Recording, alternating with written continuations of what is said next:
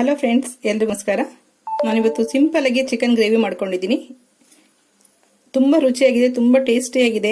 Simple ಆಗಿ ಬೇಗ ಕೂಡ ಆಗಿದೆ. ಒಂದು 15ರಿಂದ 20 ನಿಮಿಷ ತಗೊಂಡಿದೆ ಟೈಮ್ ಅಷ್ಟೇ. ಇದರಲ್ಲಿ ನೀವು ಇಷ್ಟು ಕಡಿಮೆ ಸಮಯದಲ್ಲಿ ಈ ಚಿಕನ್ ಗ್ರೇವಿನ ಎಷ್ಟು ಸಿಂಪಲ್ ಆಗಿ ಎಷ್ಟು ಸುಲಭವಾಗಿ ಮಾಡೋದು ಹೇಗೆ ಅಂತ ಈ ವಿಡಿಯೋದಲ್ಲಿ ನೋಡೋಣ ಬನ್ನಿ. ಸ್ಕಿನ್ ಔಟ್ ಮಾಡಿಸಿರೋಂಥದ್ದು ವಿತ್ ಬೋನು ಅರ್ಧ ಕೆಜಿ ಚಿಕನ್ ತಗೊಂಡಿದ್ದೀನಿ. ತಂದು ಚೆನ್ನಾಗಿ ತೊಳೆದು ಇಟ್ಕೊಂಡಿದ್ದೀನಿ. ಮಧ್ಯದಲ್ಲಿ ಪೀಸ್ ದಪ್ಪ ಇದ್ರೂ ಪರವಾಗಿಲ್ಲ, ಮಧ್ಯದಲ್ಲಿ ಈ ತರ ಎಲ್ಲ ಸ್ವಲ್ಪ ಕಟ್ ಮಾಡ್ಕೊಳ್ಳಿ. ಇಲ್ಲಾಂದ್ರೆ ತಿನ್ಬೇಕಾದ್ರೆ ನಿಮಗೆ ಮೇಲಷ್ಟೇ ಮಸಾಲ ಹಿಡಿದಿರುತ್ತೆ, ಒಳಗಡೆ ಎಲ್ಲ ಉಪ್ಪು ಖಾರ ಹಿಡಿದಿರೋದಿಲ್ಲ. ಆ ತರ ಎಲ್ಲ ಪೀಸ್ನ ಕಟ್ ಮಾಡಿ ಇಟ್ಕೊಂಡಿದ್ದೀನಿ. 1 ಸ್ಪೂನ್ ಅಷ್ಟು ತುಪ್ಪ ತಗೊಂಡಿದ್ದೀನಿ. ತುಪ್ಪ ಒಳ್ಳೆ ಟೇಸ್ಟ್ ಕೊಡುತ್ತೆ. 1 ಸ್ಪೂನ್ ಮೊಸರು ಇದೆ, ಸೋಂಪಿದೆ 1/4 ಸ್ಪೂನ್ ಅಷ್ಟು, ಈರುಳ್ಳಿ 2 ತಗೊಂಡಿದ್ದೀನಿ ಮೀಡಿಯಂ ಸೈಜ್ದು, ಟೊಮೊಟೊ 2 ಮೀಡಿಯಂ ಸೈಜ್ ತಗೊಂಡಿದ್ದೀನಿ, 2-3 ಹಸಿಮೆಣಸಿನಕಾಯಿ ಇದೆ, ಅದು ಕೂಡ ಮಧ್ಯದಲ್ಲಿ ತರ ಕಟ್ ಮಾಡಿ ಇಟ್ಕೊಂಡಿದ್ದೀನಿ. 1 ಸ್ಪೂನ್ ಅಷ್ಟು ಕಸ್ತೂರಿ ಮೆಂತ್ಯ ತಗೊಂಡಿದ್ದೀನಿ. 1 ಸ್ಪೂನ್ ಶುಂಠಿ ಬೆಳ್ಳುಳ್ಳಿ ಪೇಸ್ಟ್ ಇದೆ. ಸ್ವಲ್ಪ ಎಣ್ಣೆ ಆದ್ರೂ ಸಾಕಾಗುತ್ತೆ, 1-2 ಸ್ಪೂನ್ ಅಷ್ಟು. ಸ್ವಲ್ಪ ಪುದೀನ ಸೊಪ್ಪು ಕೊತ್ತಂಬರಿ ಸೊಪ್ಪು ತಗೊಂಡಿದ್ದೀನಿ.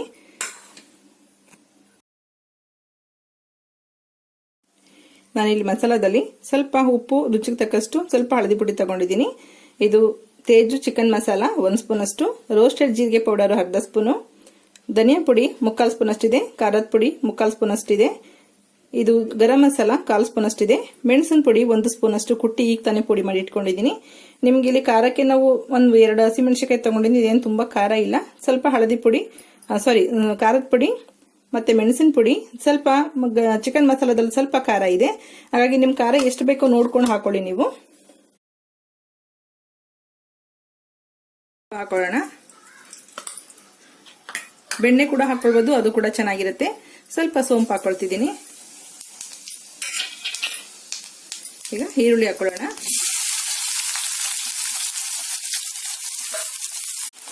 ಈರುಳ್ಳಿನ 1 ನಿಮಿಷದಷ್ಟು ಈರುಳ್ಳಿ ಫ್ರೈ ಮಾಡಿ ಸ್ವಲ್ಪ ಚೆನ್ನಾಗಿ ಸಾಫ್ಟ್ ಆಗುತ್ತೆ. ಈಗ ಚಿಕನ್ ಹಾಕೊಳ್ಳೋಣ. ಚಿಕನ್ ಅಲ್ಲಿ ನೀರಿರಬಾರ್ದು.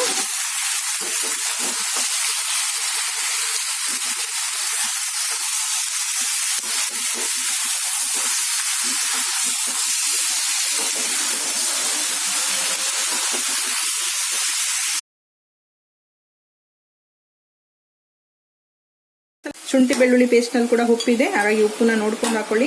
ನೀವು ಎಷ್ಟು ಸಾಂಬಾರ್ ಹೆಚ್ಚಿಸ್ಕೊಳ್ತೀರಾ ಅದ್ರ ಮೇಲೆ ಡಿಪೆಂಡ್ ಆಗಿರುತ್ತೆ. ಮೆಣಸಿನ ಪುಡಿ ಕೂಡ ಇವಾಗಲೇ ಹಾಕೊಳ್ತೀನಿ. ಜಸ್ಟ್ ಮಿಕ್ಸ್ ಮಾಡಿ ಟೊಮೊಟೊ ಹಾಕೊಳ್ಳೋಣ. ಟೊಮೊಟೊ ಕೂಡ ಸಾಫ್ಟ್ ಆಗಿ ಬೆಂದು ರಸ ಬಿಡಬೇಕದು. ಹಸಿ ವಾಸನೆನೂ ಹೋಗ್ಬೇಕು, ಅದರಲ್ಲಿ ಗ್ರೇವಿ ಕೂಡ ಬರಬೇಕು. ಅಥವಾ ಟೈಮ್ ಇಲ್ಲ ಅನ್ನೋದಾದ್ರೆ ಟೊಮೊಟೊನ್ನು ಪೇಸ್ಟ್ ಮಾಡಿ ಹಾಕ್ಬೋದು. ನೀವು ಈರುಳ್ಳಿ ಕೂಡ ಪೇಸ್ಟ್ ಮಾಡಿ ಹಾಕೊಳ್ಬಹುದು. ಟೊಮೊಟೊ ಮತ್ತೆ ಹಸಿಮೆಣಸಿನಕಾಯಿನ ಮಿಕ್ಸ್ ಮಾಡಿ ಮುಚ್ಚಿಟ್ಬಿಡ್ರಿ. ಚೆನ್ನಾಗಿ ಟೊಮೊಟೊ ಸಾಫ್ಟ್ ಆಗಷ್ಟು ಚಿಕನ್ ಚೆನ್ನಾಗಿ ನೀರು ಬಿಟ್ಕೊಂಡು ಉಪ್ಪು ಹಾಕಿರೋದ್ರಿಂದ ಚೆನ್ನಾಗಿ ಬೇಯ್ಕೊಳ್ಳುತ್ತೆ.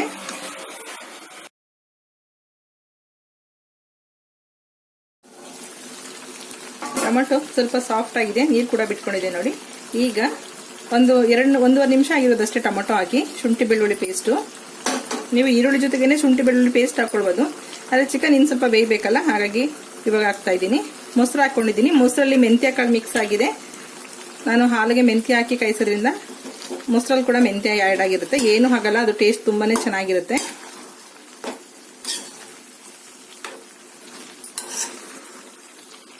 ಮಿಕ್ಸ್ ಮಾಡಿ ಬಿಟ್ಬಿಟ್ಟು ಈಗ ಮತ್ತೆ ಮುಚ್ಚಿಡಿ. ನಿಮ್ಗೆ ಮೊಸರು ಹಾಕಿರೋದ್ರಿಂದ ಚಿಕನ್ ಪೀಸ್ಗಳು ತುಂಬಾ ಸಾಫ್ಟ್ ಆಗಿ ಬೇಯುತ್ತೆ, ಒಳ್ಳೆ ಟೇಸ್ಟ್ ಕೂಡ ಆ್ಯಡ್ ಆಗುತ್ತೆ.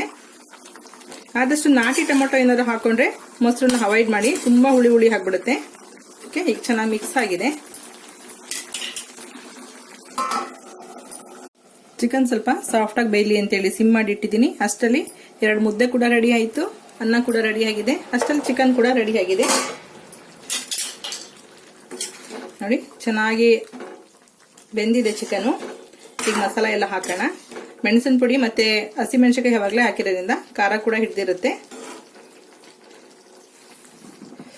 ಚಿಕನ್ ಕೂಡ ಚೆನ್ನಾಗಿ ಬೆಂದಿದೆ. ಈಗ ಎಲ್ಲ ಮಸಾಲೆಗಳೇನಿತ್ತಲ್ಲ ಎಲ್ಲ ಮಸಾಲನ್ನು ಮಿಕ್ಸ್ ಮಾಡಿ ಹಾಕೊಳ್ಳೋಣ.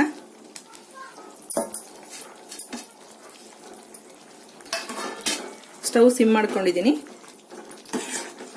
ಈಗ ಇದು ನೀರು ಬಿಟ್ಕೊಂಡಿದೆ, ಟೊಮೊಟೊ ಮತ್ತೆ ಮೊಸರು ಹಾಕಿದ್ರಿಂದ ನೀರು ಬಿಟ್ಕೊಂಡಿದೆ. ಹಾಗಾಗಿ ಆ ನೀರು ಡ್ರೈ ಆಗೋ ತನಕ ಏನು ನಾವು ಫ್ರೈ ಮಾಡ್ಬೇಕಂತಿಲ್ಲ. ಬರೀ ಚಿಕನ್ ಆದ್ರೆ ಚಿಕನ್ ನೀರು ಡ್ರೈ ಆಗೋವರೆಗೂ ಫ್ರೈ ಮಾಡ್ಬೋದು.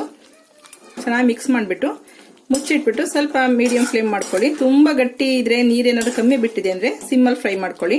ಈ ಮಸಾಲ ಎಲ್ಲ ಒಂದು 5 ನಿಮಿಷ ಇದ್ರ ಜೊತೆ ಚೆನ್ನಾಗಿ ಮಿಕ್ಸ್ ಆಗ್ಲಿ. ನೋಡಿ ಎಷ್ಟೊಂದು ಗ್ರೇವಿ ಇದೆ. ನಾನಿಲ್ಲಿ ನೀರು ಸ್ವಲ್ಪ ಜಾಸ್ತಿ ಇರೋದ್ರಿಂದ ಮೀಡಿಯಂ ಫ್ಲೇಮ್ ಮಾಡ್ತಾ ಇದ್ದೀನಿ. ತುಂಬಾ ಚೆನ್ನಾಗಿದೆ ಟೇಸ್ಟು. ಸ್ವಲ್ಪ ಖಾರವಾಗಿ ಹುಳುಳಿಯಾಗಿ ತುಂಬಾನೇ ರುಚಿಯಾಗಿದೆ. ಖಾರ ಹುಳಿ ಎಲ್ಲ ತುಂಬಾ ರುಚಿ ಇರುತ್ತೆ. ನಿಮ್ಗೆ ಚಪಾತಿಗಾದ್ರೆ ಅಥವಾ ಡ್ರೈ ಇಷ್ಟೇ ಸಾಕು ಸುಕ್ಕ ತರ ಬೇಕಂತಂದ್ರೆ ಈಗ ಕಸ್ತೂರಿ ಮೆಂತ್ಯ ಹಾಕ್ಬಿಟ್ಟು ಸ್ಟವ್ ಆಫ್ ಮಾಡ್ಕೊಳ್ಳಿ. ಚಿಕನ್ ಬೆಂದಿದೆ. ನಾನಿಲ್ಲಿ ಮುದ್ದೆ ಮತ್ತೆ ಅನ್ನಕ್ಕೆ ಮಾಡ್ಕೊಳ್ತಾ ಇರೋದ್ರಿಂದ ಸ್ವಲ್ಪ ನೀರು ಹಾಕೊಳ್ತೀನಿ. ನೋಡಿ ಒಂದು 1/4 ಲೀಟರ್ ನೀರು ಹಾಕೊಂಡಿದ್ದೀನಿ. ಅರ್ಧ ಲೀಟರ್ ಇನ್ನೊಂದು ನೀರು ಮಿಕ್ಕಿದೆ. ನಿಮ್ಗೆ ಎಷ್ಟು ಬೇಕಾಗುತ್ತೆ ಗ್ರೇವಿ ನೋಡಿ ಹೆಚ್ಚಿಸ್ಕೊಳ್ಳಿ. ನಾವಿಲ್ಲಿ ಏನು ರುಬ್ಬಾಗ್ತಾ ಇಲ್ಲ. ತುಂಬಾ ಏನು ಗಟ್ಟಿ ಬರೋದಿಲ್ಲ. ಇದು ಹಾಕಿರೋಂಥ ಪೌಡರ್ಗಳಲ್ಲೇ ಗಟ್ಟಿ ಬರಬೇಕು.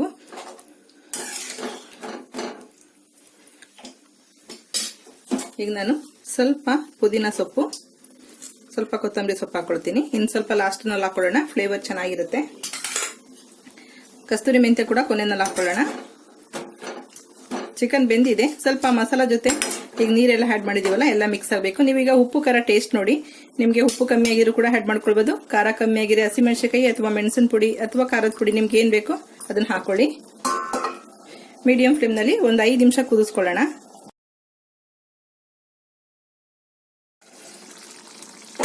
ನೋಡಿ ಚಿಕನ್ ಎಣ್ಣೆ ಎಲ್ಲ ಅದೇ ಬಿಟ್ಕೊಂಡು ಬಂದಿದೆ. ಈಗ ಸ್ವಲ್ಪ ಕಸ್ತೂರಿ ಮೆಂತ್ಯ ಹಾಕೊಳ್ಳೋಣ. ಇದ್ರೆ ಮೆಂತ್ಯ ಪೌಡರು ಹಾಕೊಳ್ಳಿ, ಇಲ್ಲಾಂದ್ರೆ ಹಸಿ ಮೆಂತ್ಯ ಸೊಪ್ಪಿದ್ರು ಕೂಡ ನೀವು ಒಗ್ಗರಣೆಗೆ ಹಾಕೊಳ್ಬಹುದು. ಚಿಕನ್ ಜೊತೆಗೆ ಚೆನ್ನಾಗಿರುತ್ತೆ. ಪುದೀನ ಕೊತ್ತಂಬರಿ ಸೊಪ್ಪು ಸ್ವಲ್ಪ.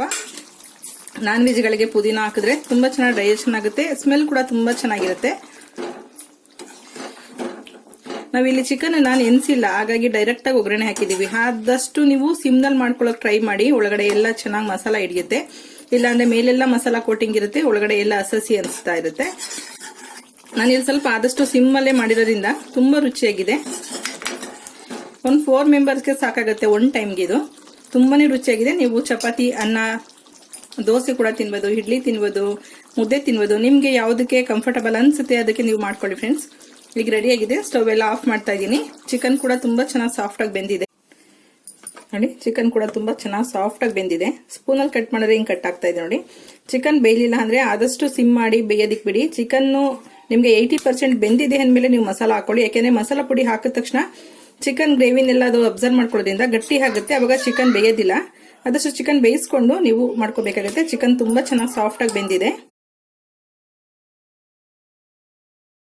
ಅಂತೇಳಿ ನಾನು ಅನ್ನ ಮುದ್ದೆ ಮಾಡೋಷ್ಟರಲ್ಲಿ ಚಿಕನ್ ಗ್ರೇವಿ ಕೂಡ ರೆಡಿ ಆಗಿದೆ. ತುಂಬಾ ಸಿಂಪಲ್, ರುಬ್ಬಂತದೇನಿಲ್ಲ. ಅಥವಾ ದಿಢೀರಂತ ಯಾರನ್ನ ಮನೆಗೆ ಬಂದ್ರು ರುಬ್ಬದಿಕ್ಕಾಗಿಲ್ಲ, ಜಾಸ್ತಿ ಮಾಡೋದಿಕ್ಕಾಗಲ್ಲ ಅಂದಾಗ ಈ ತರ ಆರಾಮಾಗಿ ಚಿಕನ್ ಗ್ರೇವಿ ಮಾಡ್ಕೊಳ್ಬಹುದು. ಒಂದು 15 ನಿಮಿಷದಿಂದ 20 ನಿಮಿಷ ಆದ್ರೂ ಸಾಕಾಗುತ್ತೆ. ನಂದು ಎಲ್ಲಾ ಅಡುಗೆಗಳಿಗೂ ಟೈಮಿಂಗ್ಸ್ ಸಾಮಾನ್ಯವಾಗಿ 15ರಿಂದ 20 ನಿಮಿಷ ಅಷ್ಟೇ ಇರುತ್ತೆ. ಓಕೆ ಫ್ರೆಂಡ್ಸ್, ಈ ವಿಡಿಯೋ ಇಷ್ಟ ಆಗಿದ್ರೆ ಲೈಕ್ ಮಾಡಿ, ಶೇರ್ ಮಾಡಿ, ಸಬ್ಸ್ಕ್ರೈಬ್ ಮಾಡಿ. ಮನೇಲಿ ಒಂದ್ಸಲ ಟ್ರೈ ಮಾಡಿ ನೋಡಿ. ತುಂಬಾ ಒಳ್ಳೆ ರೆಸಿಪಿ, ತುಂಬಾ ಚೆನ್ನಾಗಿರುತ್ತೆ, ತುಂಬಾ ಸಿಂಪಲ್ ಆಗಿದೆ.